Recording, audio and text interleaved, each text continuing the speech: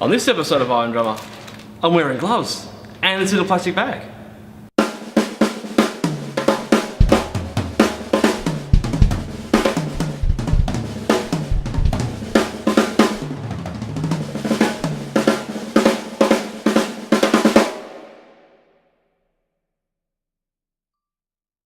So this is the Chad Smith signature Snare drum. It's the Tricolon version.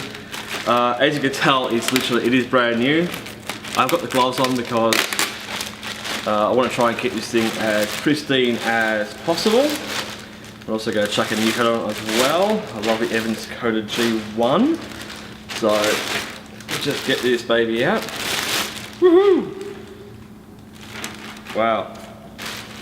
Talk about shiny and talk about really, really heavy.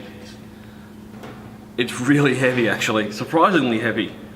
So, I think what we might do is we might do a full tear down and see what's inside. Everybody wanna keep it like the Kaiser. Give it away, give it away, give it away now. Put that aside. Wow. That is, I'm gonna try and tip it up and hopefully it doesn't fall apart. It's pretty sexy. I've actually noticed some issues on the inside, but it's all there. The Chad Smith sticker and the serial number. So this is my first time ever taking this apart. So as you can tell, it's completely brand new. So, oh wow, that's actually really heavy. It's I can't actually physically see a seam. There's no seam on this at all. So it's not a spun brass. It's not it doesn't look like cast. So you can see one lovely brass ring. I have to say this is actually very impressive. Chuck it down there. Now this is the center section with the Chad Smith name, and see if I can get my face out there so I can focus. There we go.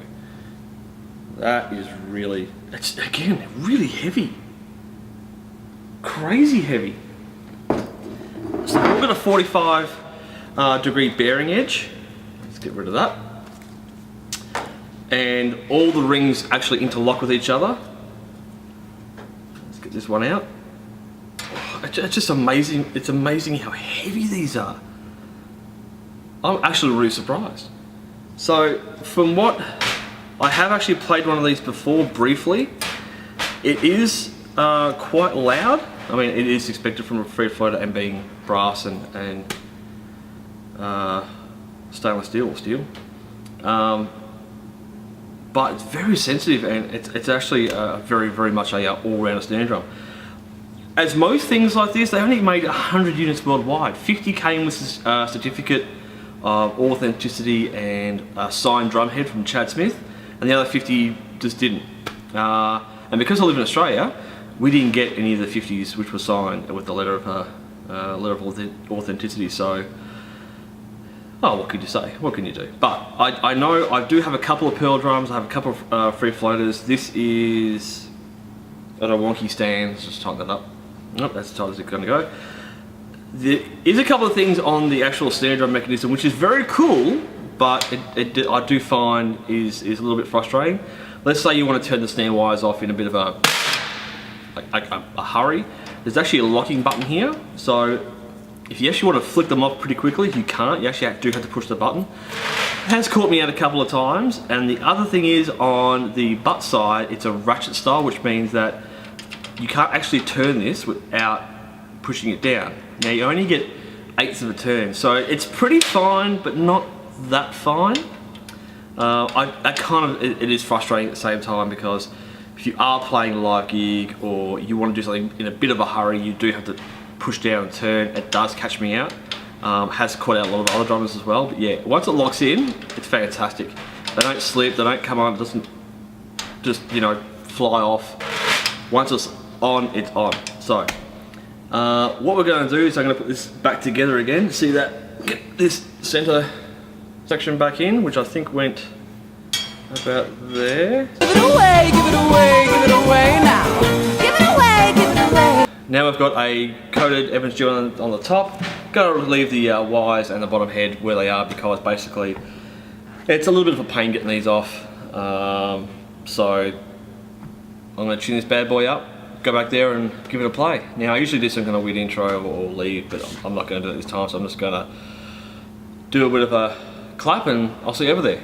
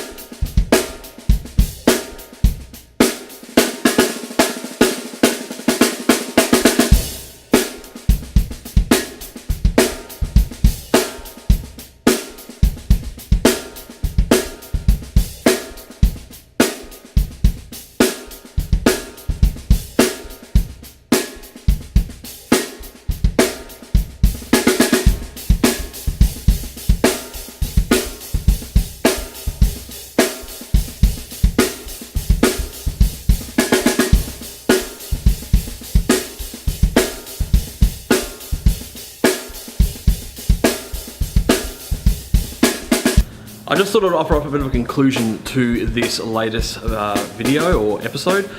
The Tricolon snare drum is so loud. It is really loud, yet really sensitive. You could use this from anything from jazz to rock, pop, to Latin, ska, Indiegogo pop, whatever you want to use it, you know, death Canadian, club, bash metal, I don't know what. It seems to be extremely versatile. The only thing I would say about the drum, apart from the fact it's so heavy and so large, is the low end tuning range, not so great. Medium is amazing. The high tuning is just, you know, mind blowing. You know.